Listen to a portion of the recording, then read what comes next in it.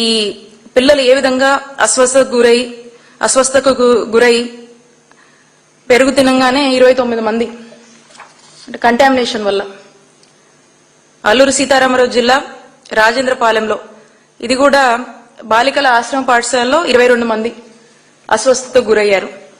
నంద్యాల జిల్లా మిట్టకందాల గ్రామాల్లో దీంట్లో కూడా అంగన్వాడీ సెంటర్లో కూడా 8 మంది చిన్నారులు ఏ విధంగా వాంతుల విరోచనాలతో మరి ఇబ్బంది పడుతున్నారో చూడండి.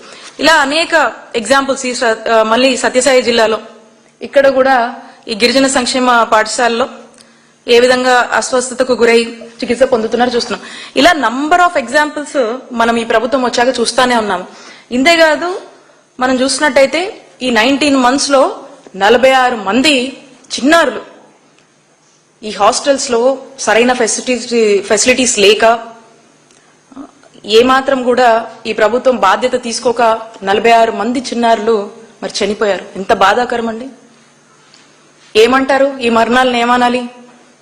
ఈ ప్రభుత్వము రెస్పాన్సిబిలిటీ తీసుకున్నప్పుడు దినేష్ మళ్ళీ 10 years, తనుజ 11 years, వీళ్ళందరూ కూడా ఇలాంటి కారణాల వల్ల, ఈ ఫెసిలిటీస్ సరిగా లేకపోవడం వల్ల, ఈ food contamination, water contamination, viral fevers వల్ల, ఈ అన్హైజీనిక్ కండిషన్స్ వల్ల వీళ్ళంతా కూడా ప్రాణాలు కోల్పోయారు.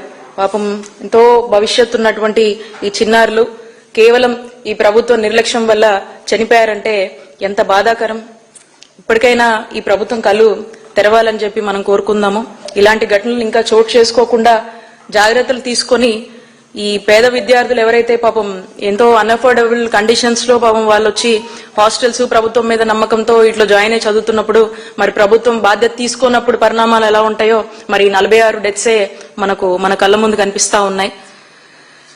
ఎందుకు ఈ ప్రభుత్వం ఈ యొక్క వెల్ఫేర్ హాస్టల్స్ ని నిర్లక్ష్యం చేస్తుంది అని కనుక మనం చూసినట్టయితే మనకు అర్థం కాని క్వశ్చన్స్ చాలా వస్తుంటాయి. బట్ స్టిల్ బడ్జెట్ లేదని అనుకుంటుందా, లేకపోతే బాధ్యత లేదని భావిస్తుందా, లేదా బలహీన వర్గాలకు సంబంధించినటువంటి పిల్లల ప్రాణాలంటే ఈ ప్రభుత్వానికి లెక్క లేదని భావిస్తుందా, లేదా బ్యాక్వర్డ్ క్లాసెస్ కి సంబంధించినటువంటి పిల్లలు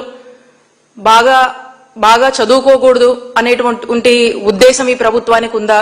చదువులు మానుకుంటే మధ్యలో ఏ కూలి పనులకు వెళ్తారు కాబట్టి బ్యాక్వర్డ్ క్లాసెస్ సంబంధించినటువంటి పిల్లలు చదువుకోవద్దు అనేటువంటి ఒక కక్షతో ఈ చంద్రబాబు నాయుడు గారి ప్రభుత్వం ముందుకెళ్తుందా అనేది మనకు అనిపిస్తా ఉంది.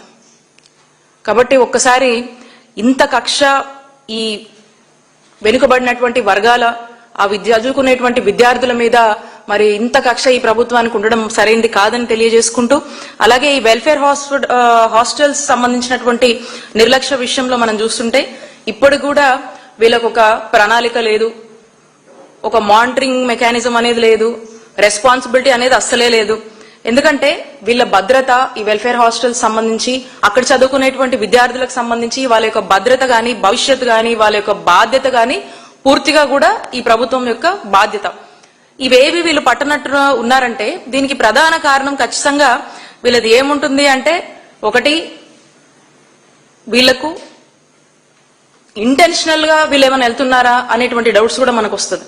ఎందుకంటే ఈ ప్రభుత్వము పేదలకు పెట్టే ప్రభుత్వం కాదు, ఇంకా పేదల దగ్గర నుంచి కొట్టి ఈ కార్పొరేటర్లకు పెట్టేసి వాళ్లకు దోచిపెట్టి వాళ్ళని పెద్దలు చేసే ప్రభుత్వంగా కనిపిస్తా ఉంది. ఎందుకంటే ఖచ్చితంగా ఈ వరుస పరిణామాలు చూస్తుంటాయి వీళ్ళని అన్ని వర్గాలని నిర్లక్ష్యం చేయడము, అందులో పిల్లల విషయంలో కూడా రాజకీయం చేయడం అంటే ఖచ్చితంగా ఇది ముంచే ప్రభుత్వం అని చెప్పి ప్రజలు ఇప్పటికే గమనించడం జరిగింది.